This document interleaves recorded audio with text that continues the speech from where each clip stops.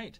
So, here we are, ready to start our Friday night Pokemon here tonight. Yes. I'm Joshua Short. I'm joined with Adam Demopoulos here tonight. Hi, guys. We got 5 rounds of Pokemon tonight. It's going to be a great new meta game after seeing all the European Internationals decks that came out. Some really fun ones. Yeah, I'm going to look down there, see if they're getting ready.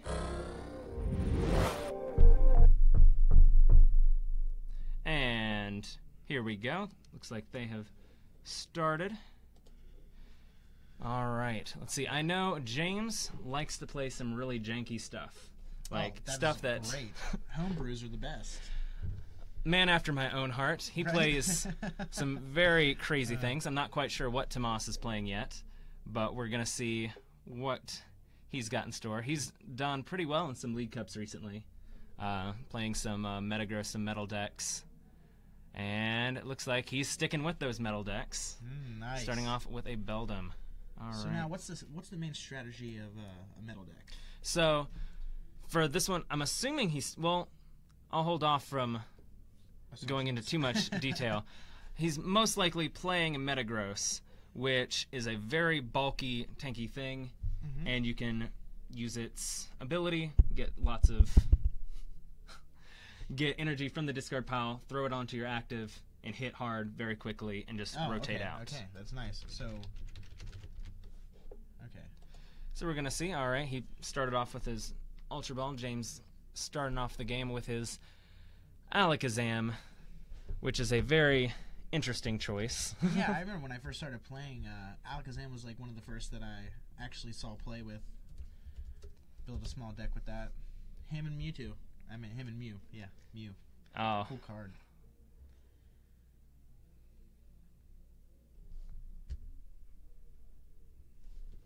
Alakazam.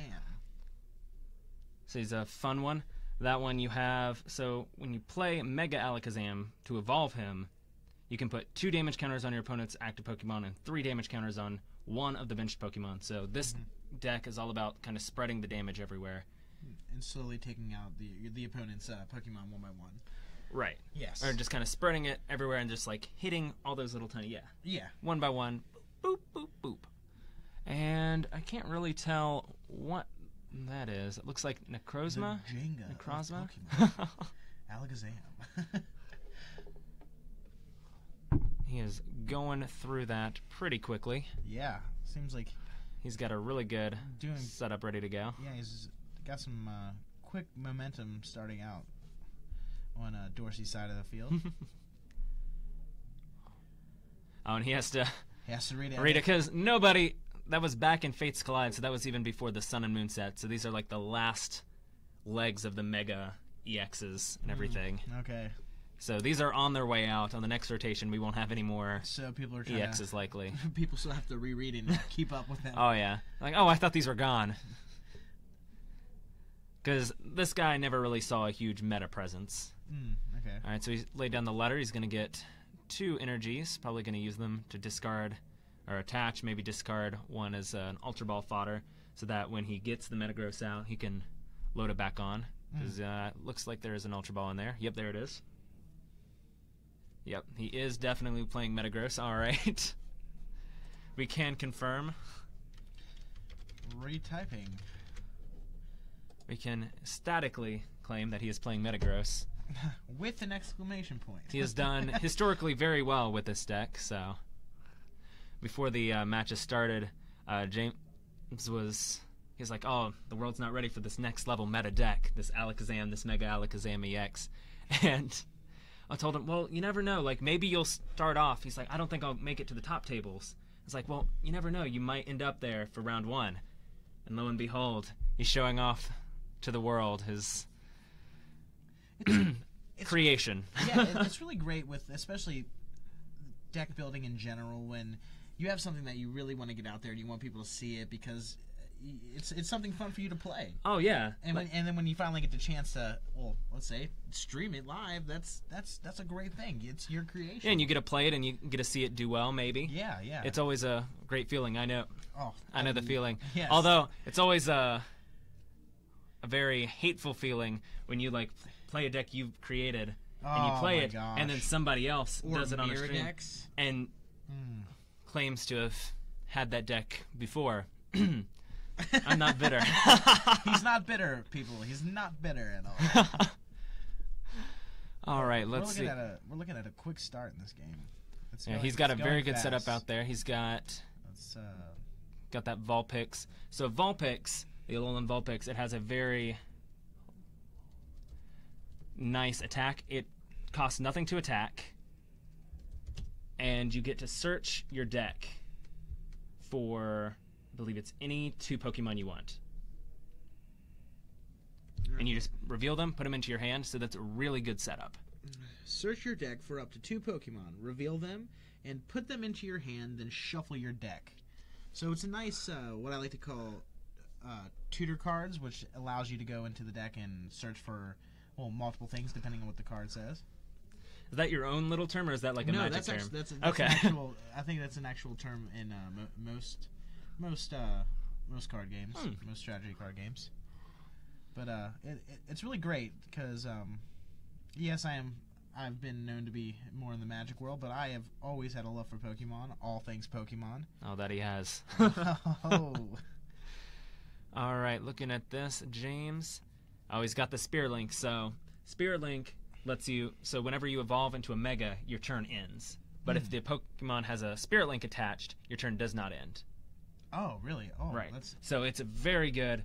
At first, they didn't have that, and they were too slow for Megas to really make an impact. But then after like the second or third set, they started adding those into the sets, and they started to see a very big spike in playability. So where was the Spirit Link played?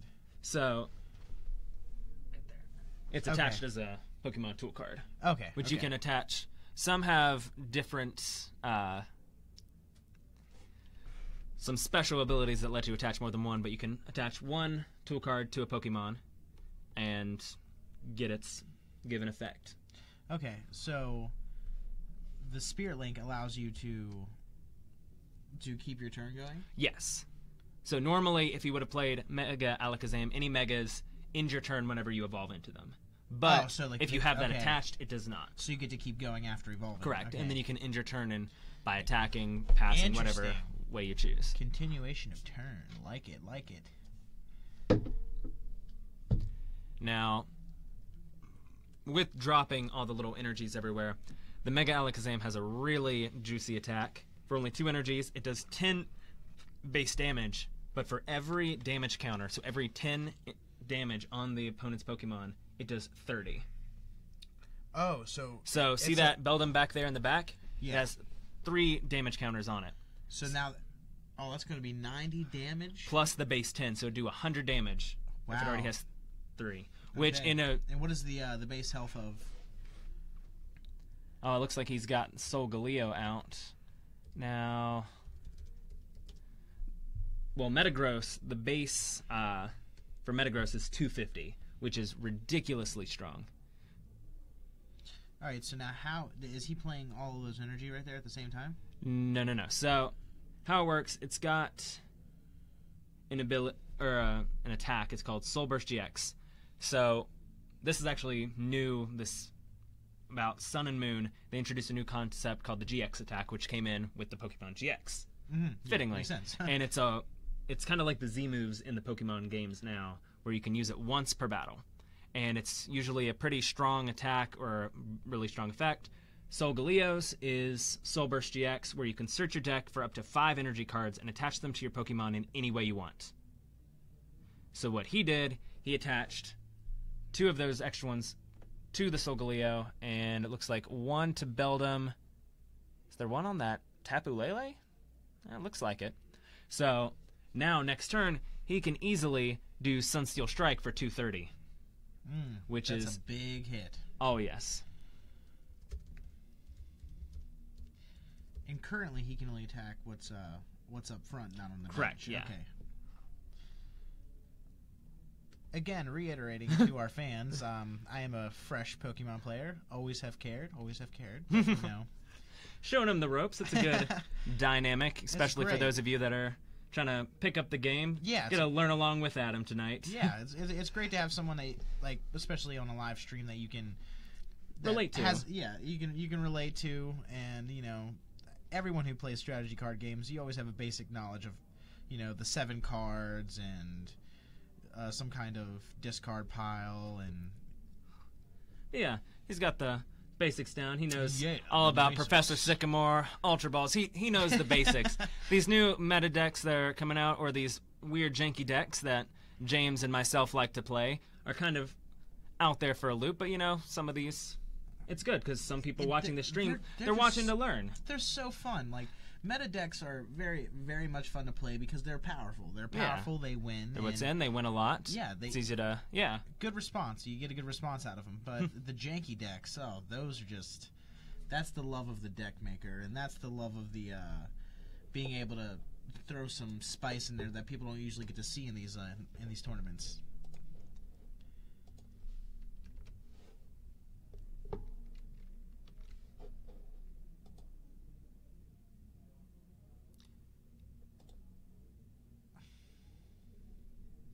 There we go.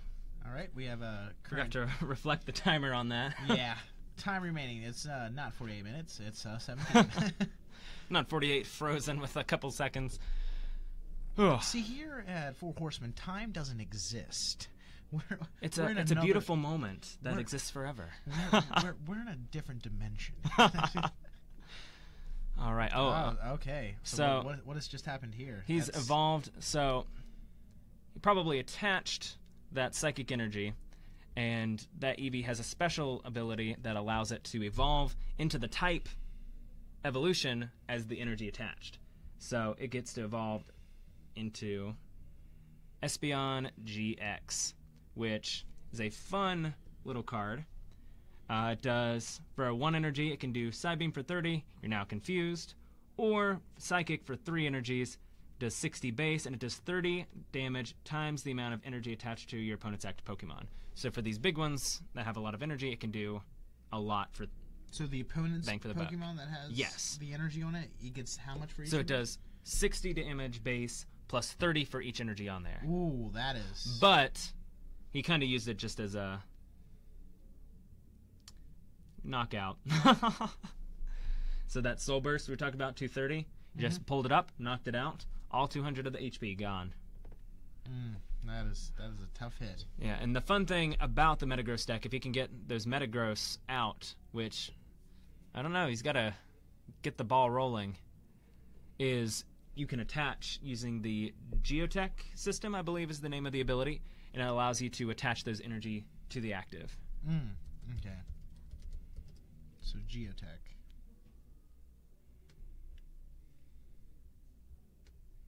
Okay.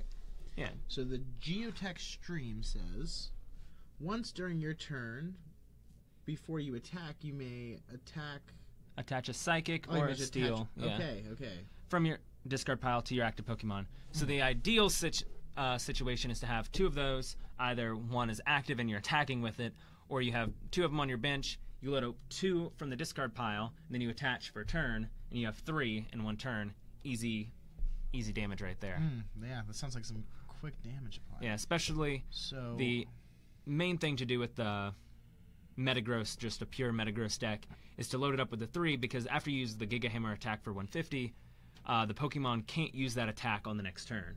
Seeing how that's its only non-GX attack, people like to retreat, bring up the other one, and then those energy that are in the discard pile from the retreat, you can just load back up. Oh, wow. So it's a nice little back and forth swap.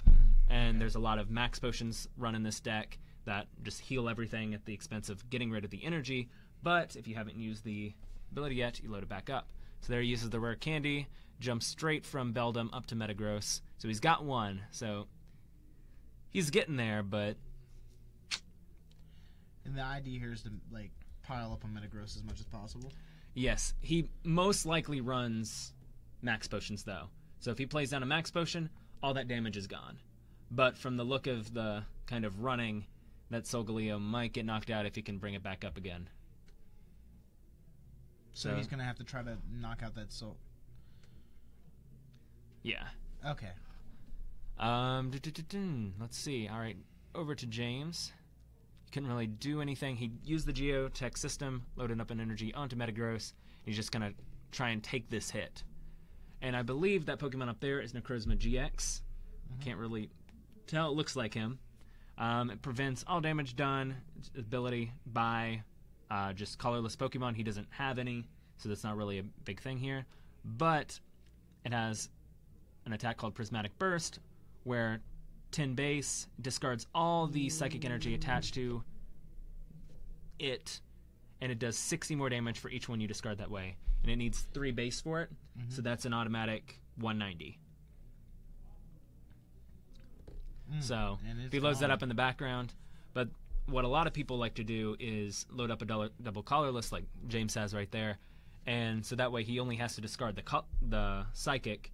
So with that double colorless on there, he can load up as many psychics as he needs before discarding it, so he can do it in intervals of 60.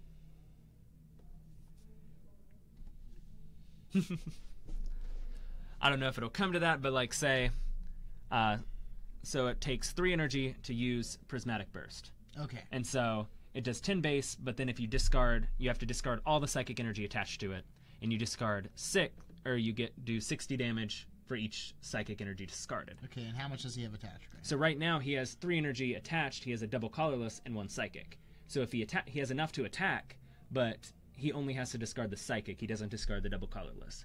So he'd only be doing a bonus 60. It seems like we've hit game. Oh, yes. Yeah. Oh, yes, he came in for that. Well, looks like that doesn't even matter. What a quick finish. Oh, wow. Yeah. Yeah, that hit him pretty hard. He had 2 Beldums prized, and a Metagross prized. 2 ins. That's a lot of big things in.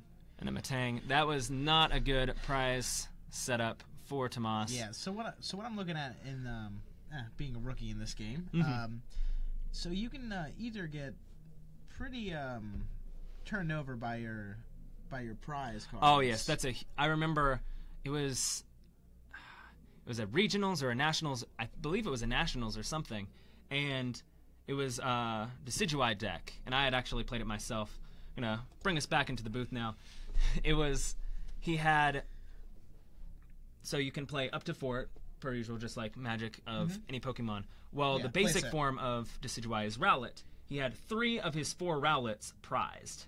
Ooh. Which I'm guessing is a main part of the deck. Which is a huge part of the deck. It's about the only part of the deck at that time, other than some item lock if you played the Vileplume variant. But it was brutal because everybody in the audience could see. They had it so you could see his prize cards through the table, but they couldn't see it. Okay. So the audience could see it, and they were like, "Ooh," but it was. So prize cards are definitely. Like, why is everyone booing me right now? Well, they wear headphones so they can't hear audience reactions. Wow. When it gets up to that level, it's intense. That's pretty intense, yeah. But yeah, so prize cards can be a huge. They add some variance to just the so it adds some variance to the playing, so it's not the same play every time. And when you get to pick up a prize card, that's now in your hand, right? Yeah, that goes into your hand. So that could be very beneficial if you're ahead of the game. It's very good. So if you're ahead of the game and you're taking out more Pokemon, that you're getting more prize cards to. Yeah, you're getting more prize cards, but then you also have to look out for things like that can you down to 1 card the more prize cards you take. But the way to win the game, you take all your prize cards. So give and take. Prize cards. I think they've got a good balance going on with it. But yeah, sounds nice. All right, that was a great first game, as you guys can see. Oh yeah, that was fun. I love to see fellow jank deck users win with that. I don't know. We might see him again. See how he fares up other matchups. Yeah. There's a lot of meta here. I don't know if anybody has anything quite as janky as James, but the janky James. Oh yes. So it might be fun to see how that goes. But we're gonna take a break real quick. We'll be back with round 2 and hopefully some more interesting matchups coming up. Yep. All right. Thank you guys. See ya. Hey Donnie, you should come play some X-Wing with me. Aw.